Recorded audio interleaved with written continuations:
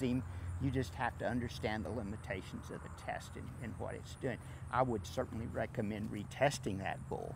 But again, another thing I'd like you to visit with a little bit about is okay, it's especially in young bulls and bulls that are put together for sales and stuff, it's not uncommon to find inflammation and infection sometimes in the seminal vesicles and stuff like that.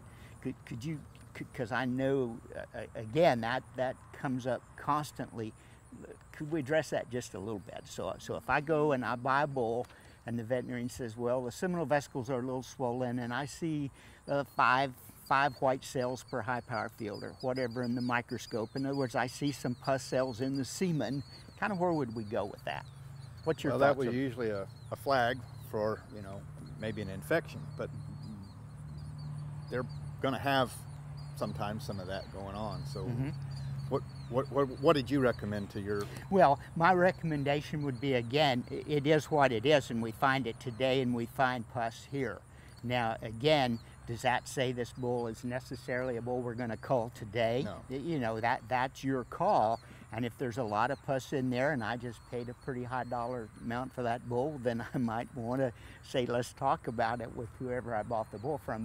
But the point is, I think there's so many people think, oh, that's a fairly benign situation and everything will be all right. Well, a lot of those bulls do kind of just spontaneously heal up.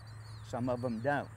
So again, I think that's very important that as that rectal examination, and I guess where I'm going to with that rectal examination is very, very important that we kind of check everything out. And we'll talk a little bit more about that as we test the bull.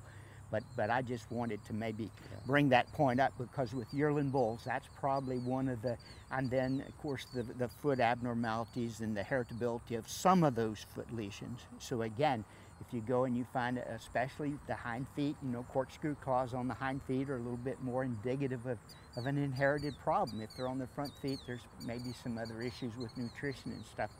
But again, I think as you're buying that bull, even if he's a good deal and you think, well, you know, I saved a little bit of money on him, I can pay to get his feet trimmed, what are you really doing?